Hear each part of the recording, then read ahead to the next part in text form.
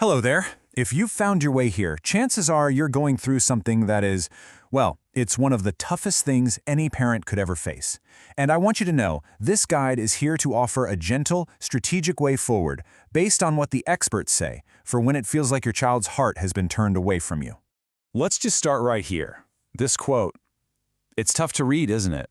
But we're starting with it because it gets right to the heart of the matter.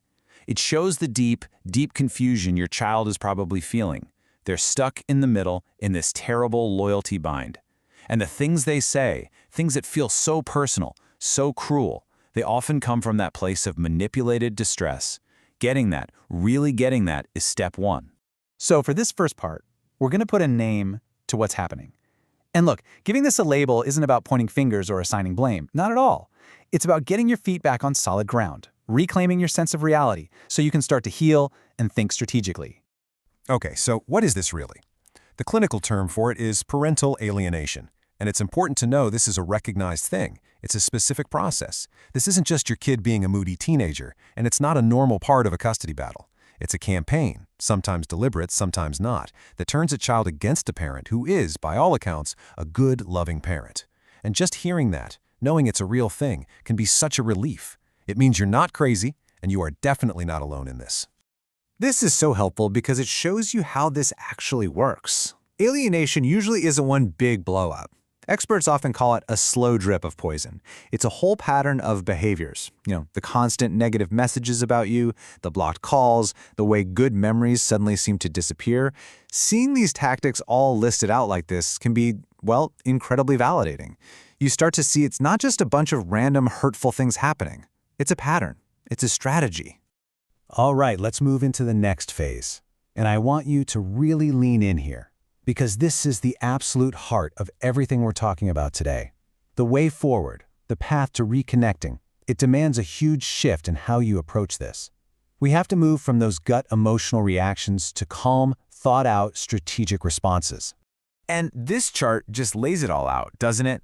On the left, you've got all the totally normal human reactions. Getting angry, trying to defend yourself, feeling defeated, and just giving up. We've all been there. But here's the problem. Those reactions, they often just hand the other person more ammunition to use against you.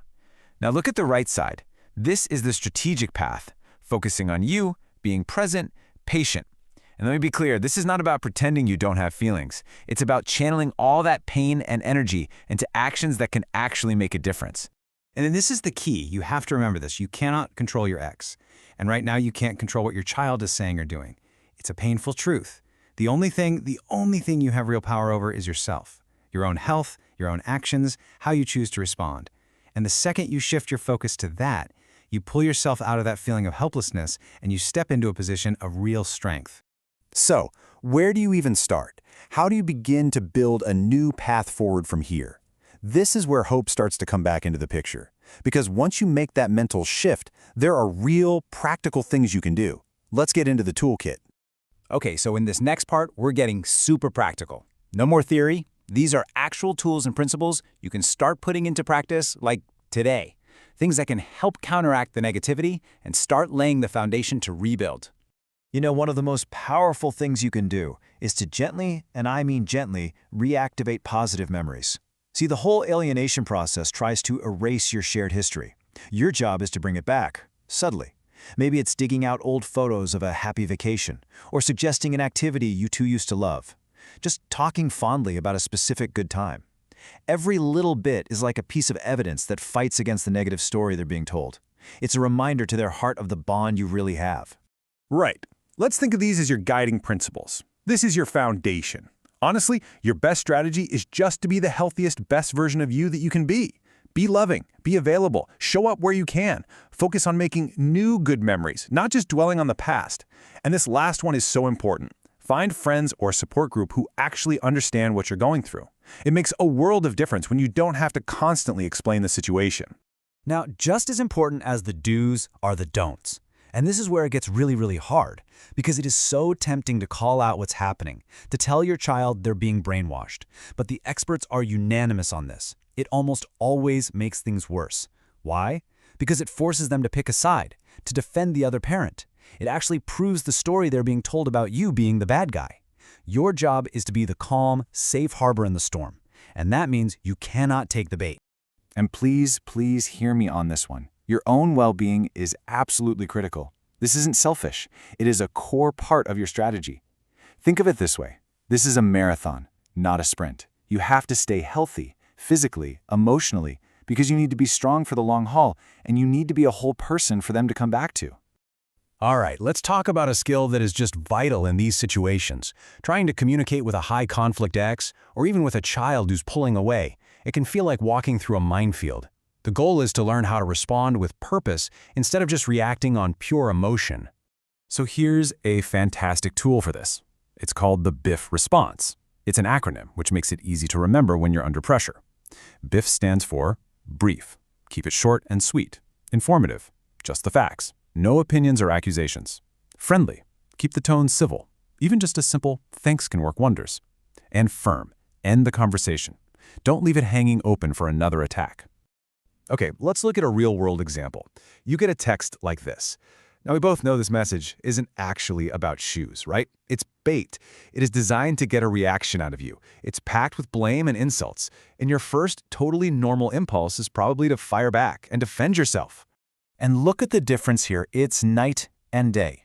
On the left, you've got the reactive response, which just throws fuel on the fire. It hooks right into the drama.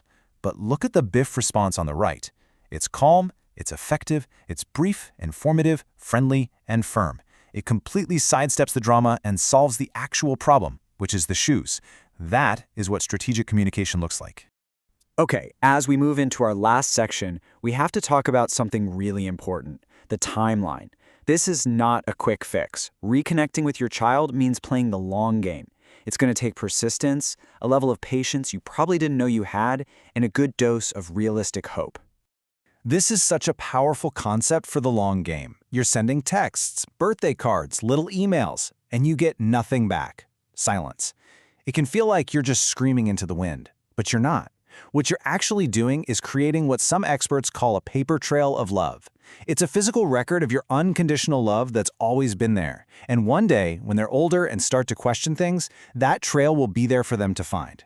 And please, if you take away one thing, let it be this. The research on this is incredibly hopeful. It shows that most children in these situations do eventually reconnect with the targeted parent. It might be months, it might be years, but it happens. So everything you're doing, staying calm, taking care of yourself, sending those quiet messages of love, it all matters.